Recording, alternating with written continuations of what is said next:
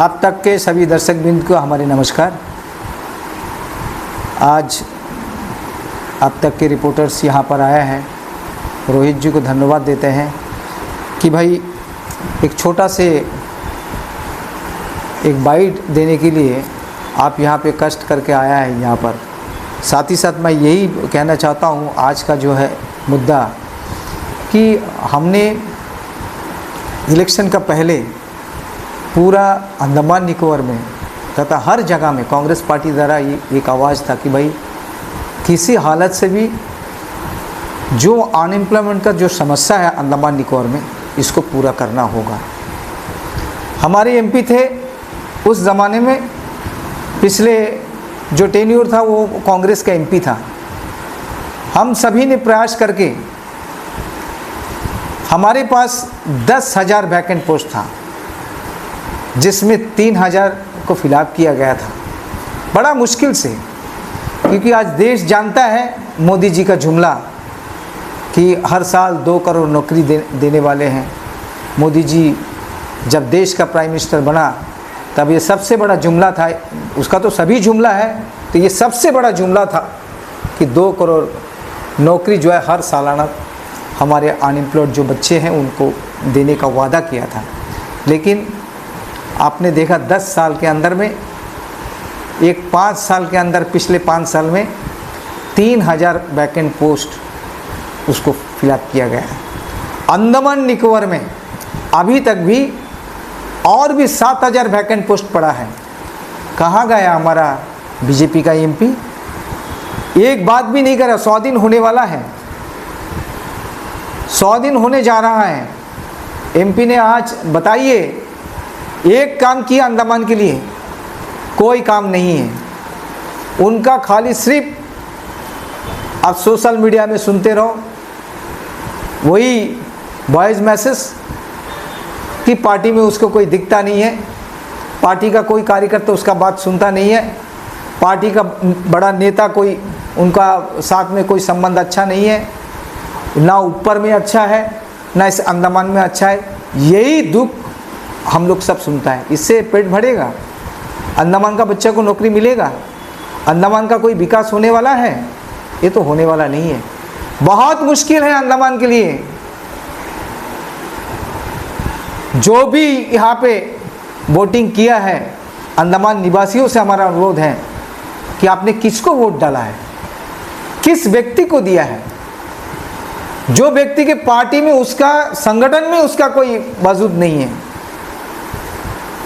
उसके साथ में एडमिनिस्ट्रेशन के साथ में उसका कोई तालमेल नहीं है, वो जीतने का पहले से ही एलजी को हटाएंगे, एलजी को हटाएंगे, एलजी को हटाएंगे। अब आप जीतने का बाद आज 3 महीना बीत चुकता है, बीतने जा रहा है। कहाँ है आपका एलजी? सबको हटा दिया और बाकी ऑफिसर को हटा दिया, सब ठीक ठाक कर दिया? वो तो किया नहीं। आज अंडमान का जनता, अंडमान अनएम्प्लॉयड यूथ बच्चों का क्या होगा? हमारे समयकालीन 3,000 वैकेंट पोस्ट को फिलअप किया है, आपके पास में अभी भी 7,000 वैकेंट पोस्ट खाली है। आप उसको फिलअप कीजिए,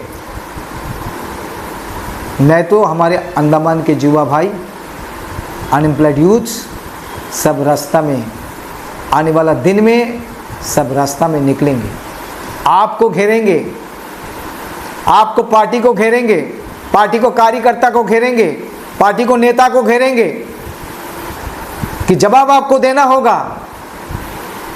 क्यों नहीं कर रहा है? आपको एक आज अंडमान का जो परिस्थिति है, पूरा देश का जो परिस्थिति है, अंडमान में एक चपरासी से लेके देश का प्राइम मिनिस्टर तक सब आपका है। अभी क्यों काम नहीं हो रहा है? क्या हुआ आप लोगों को? आज सारे जगह में त्राहिमाम क्यों है? आज हमारे इस अंडमान द्वीप के बच्चों का भविष्य क्या होगा? आप लोग का वजह से 10 से 15,000 बच्चों का पूरा जिंदगी बर्बाद हो गया, सब उम्र पार हो चुका है एक मोदी जी का जुमला से। और कब तक हम लोग बर्दाश्त करेंगे? कब तक इस देश का अनएम्प्लॉयड यूथ बर्दाश्त करते रहेंगे? आप सबको ये सोचना चाहिए देखिए, ऐसा काम मत करिए आप लोग जुमलाबाजी देते हो, ऐसा जुमलाबाजी देते हो कि भाई वोट आपको मिल जाता है। मिलने के बाद आप जीतने के बाद क्या किया? आप तो खाली अपना ही दुखड़ा खाली सबको सुनाते जाता है। आप देश के लिए, समाज के लिए, अंडमान द्वीप के लिए कुछ भी नहीं किया। आज रास्ता का क्या परिस्थिति है, आज NH4 का क्या परिस्थिति है, अभी तक काम शुरू नहीं हुआ है। आज ऐसा गंभीर परिस्थिति में आज रास्ता है, चलने का नौबत नहीं है। 4 व्हीलर से कैसे चलता है कोई मालूम नहीं है। ये भगवान भरोसा में चलता है पूरा रास्ता में लोग। आज ऐसा परिस्थिति करके रखा है।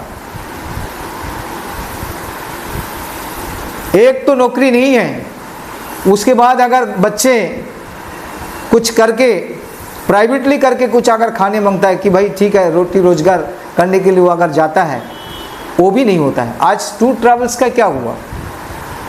हमारे जो अनएम्प्लॉयड बच्चे हैं, जो लोन में गाड़ी लिया है, किसी हालत से तकलीफ से लोन लेकर गाड़ी लिया, आज वो गाड़ी चलाने का नौबत नहीं है उसका। टूर ट्रैवल्स में बच्चे आज अब एयरपोर्ट में जाइए, टूरिस्ट को लाइए।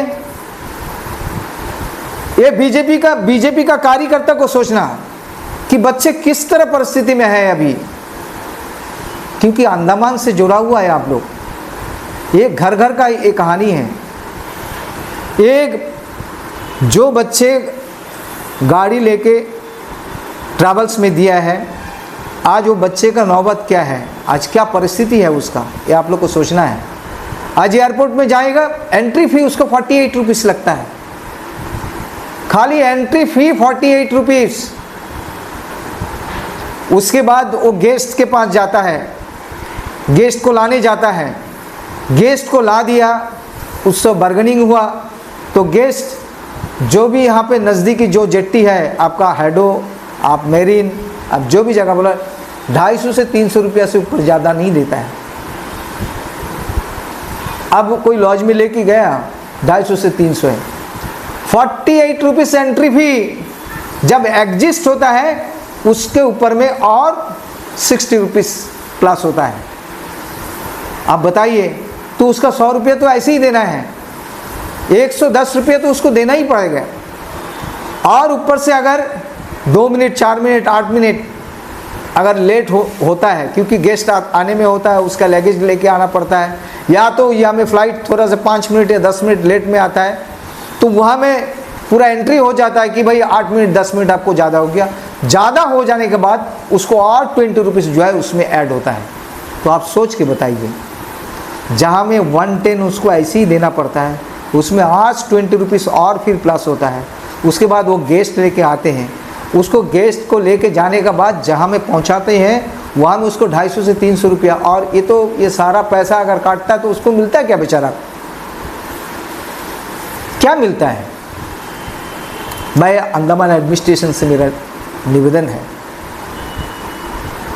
कि एयरपोर्ट अथॉरिटी को आप कहिए, ऐसा बिजनेस करने से हमारे बच्चों कैसा बिजनेस करेगा, हमारे अनएम्प्लॉयड यूथ कैसा बिजनेस करेगा, कैसा रहेगा कि आप एंट्री फी भी आप 48 रुपीज़ लेंगे, एग्ज़िट फी भी आप 60 रुपीज़ लेंगे, उसके बाद गेस्ट अगर 5 मिनट लेट होता तो उसके ऊपर में भी आप 20 रुपीज़ लेंगे, तो फिर उसको बचता कहाँ है?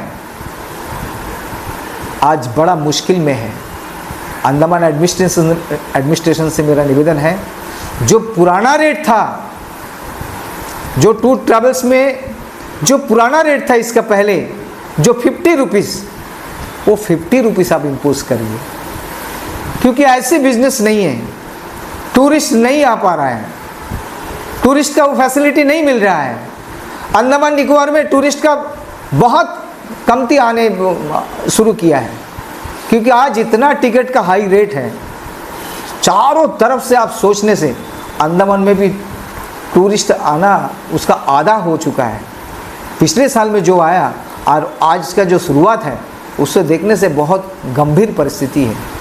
इसलिए एडमिनिस्ट्रेशन से हम निवेदन करते हैं कि कृपया करके पुराना रेट में आप इम्पोज कीजिए 50 रुपीज़, ताकि हमारे बच्चों को कुछ तो 50 रुपया तो बचे। हमारे जो टूर ट्रैवल्स भाई लोग जो करते हैं ये बिजनेस, उसको तो कम से कम 50 रुपये तो बचे। और इसका जो टेंडर है, ये टेंडर जो सिस्टम है अंडमान निकोबार के निवासियों का पास में क्यों नहीं है, बाहर वालों को क्यों दिया जाता है? इसका फंडा क्या है? हमारे सब कुछ है अंडमान में, हमारे एयरपोर्ट हैं, हमारे जगह है, हमारे सब कुछ है, टेंडर होता है बाहर वालों के लिए, क्यों? ये चीज़ को एडमिनिस्ट्रेशन से हमारी अनुरोध है कि ये चीज़ को जो है आप देखें, क्योंकि अगर यहाँ पर अगर यहाँ का अगर कोई व्यक्ति, यहाँ का अंडमान निकोबार के अगर कोई व्यक्ति इस टेंडर को अगर मिलने से, तो हम उनसे भी डायरेक्ट जाकर रिक्वेस्ट कर सकते हैं कि भाई इतना रेट मत लीजिए, इसको थोड़ा कम कीजिए, हमारे बच्चों के लिए आप थोड़ा कीजिए, तो शायद कुछ सुन के कुछ कम कर सकते हैं। लेकिन बाहर वालों के लिए तो हमारे लिए संभव नहीं होगा। तो यही बात कहता हूँ, यही सभी से हमारा निवेदन है जो एडमिनिस्ट्रेशन के समक्ष, कि आप लोग छोड़ के ये कोई नहीं कर सकता है। धन्यवाद। आप तक के सभी दर्शकों को मेरा सादर प्रणाम, नमस्कार।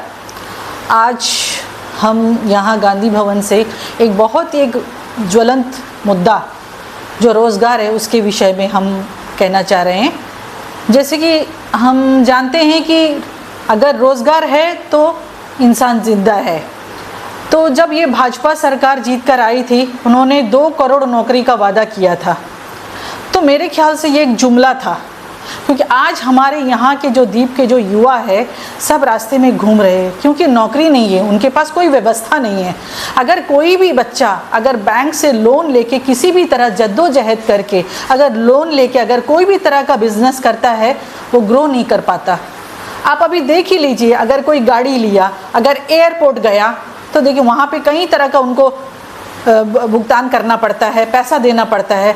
तो आप सोचिए एक युवा अगर क्यों जाएगा गाड़ी लेने के लिए, जब उसका कोई फ़ायदा नहीं होगा। तो 200-300 रुपया अगर दिन में अगर मिलेगा तो उसका क्या फ़ायदा, तो लोन में चुकता करना पड़ेगा। ये तो ये बहुत ही गंभीर विषय है। इसके बारे में मैं प्रशासन से भी गुहार करूंगी कि इस विषय को बहुत ध्यान से सोचे और इसके ऊपर अमल करे, क्योंकि जब हमारे सांसद जी है हमेशा तो शिकायत का पुलिंदा लेके बैठे रहते हैं। जब से जीते कभी किसी पार्टी, कभी किसी अफसर, कभी अपनी पार्टी के लोगों पर कई तरह का बात करते रहते हैं। तो उनको चाहिए कि अंडमान का जो युवा है, युवा पीढ़ी है, उसके विषय में सोचे, उनका रोजगार को सृजन करे। क्योंकि हम कितनी भी बातें कर ले, एक देश का भविष्य और जहाँ द्वीपों का उन्नति अगर चाहते हैं तो वो देश का उस क्षेत्र का युवा का मजबूत होना बहुत ज़रूरी है। अगर युवा मजबूत होगा तो वो द्वीप मजबूत होगा, अगर युवा मजबूत होगा तो देश तरक्की करेगा। तो मैं ये कहना चाहती हूँ कि आप हमेशा ये शिकायत का पुलिंदा लेकर ना जाए। और जब भी आप, हम देखते हैं अभी वॉइस मैसेज डालते हैं, आप कई तरह का आप लांछन लगाते हैं दूसरों पर, कभी कांग्रेस पार्टी पर, कभी यहाँ के अफसरों पर, कभी अपनी पार्टी के लोगों पर। तो मैं सांसद जी से ये कहना चाहूँगी कि देखिए ये सब मुद्दा तो चलता रहेगा।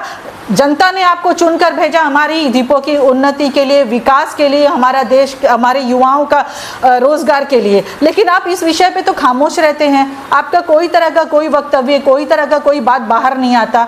कई तरह का मुद्दा है हमारे यहाँ पर, रोजगार नहीं है बच्चों के लिए। अगर रोजगार नहीं होगा तो आप सोचिए तो उस घर का क्या हालत होगा। क्योंकि सरकारी नौकरी तो मिलने से रहा, जब कांग्रेस का सरकार था तो कई तरह के लोगों को यहाँ पर कई तरह का नौकरी मिला, चाहे वो पुलिस में हो, चाहे एग्रीकल्चर में हो, एजुकेशन में हो, सही तरह का नौकरी मिला। लेकिन आज भाजपा सरकार आने के बाद जो उनका जुमला था 2 करोड़ नौकरी देंगे युवाओं को, आज तो 2 करोड़ का 200 नौकरी भी उनका बस जुमला ही रह गया। तो मैं ये कहना चाहती हूँ कि आप सिर्फ बात ना करके रोजगार का सृजन करें, रोजगार दे, जिससे हमारे यहाँ के युवा, हमारे यहाँ के नौजवान को मजबूती मिले, हमारा द्वीप प्रगति के पथ पर जाए। मैं प्रशासन से भी ये कहना चाहूँगी कि आप देखिए ये बहुत ये सब चीज़ तो चलता रहेगा। आज देखिए सड़कों का क्या हालत है, बिजली का क्या व्यवस्था है, ये सब सबके आँख के सामने है। अगर नौकरी भी नहीं होगा तो हमारे युवा कहाँ जाएंगे, क्योंकि यहाँ पे कोई कंपनी, कोई प्राइवेट तरह का रोजगार तो मिलता नहीं है। जैसे बाहर के क्षेत्रों में, जैसा चेन्नई, बॉम्बे, कलकत्ता, वहाँ बहुत तरह का प्राइवेट ऑर्गेनाइजेशन है, प्राइवेट कंपनियां हैं, लेकिन हमारे यहाँ पर सिर्फ एक सरकारी नौकरी पर निर्भर करना पड़ता है। वो भी अगर हमारे युवाओं को नहीं मिलेगा तो क्या फ़ायदा फिर। तो मैं प्रशासन से भी और हमारे माननीय सांसद जी से भी मैं अपील करना चाहूँगी कि हमारे युवाओं के विषय में सोचें कि उनको भी रोज़गार मिले और हमारा द्वीप, हमारा देश प्रगति के पथ पर जाए। मैं रोहित जी का धन्यवाद करना चाहूँगी कि बहुत एक ज्वलंत विषय को लेकर आज हमारे पास आए हैं, और मैं प्रशासन से भी यही कहना चाहूँगी कि प्रशासन इस विषय को गंभीरता से ले और सोचे। धन्यवाद। जय हिंद। अंडमान से जुड़ी सभी छोटी बड़ी खबरें देखने के लिए हमारे अपने न्यूज आज तक यूट्यूब चैनल को सब्सक्राइब करें और बेल आइकॉन प्रेस करना ना भूलें। हमारा अपना न्यूज आज तक, अब सच देखेगा अंडमान।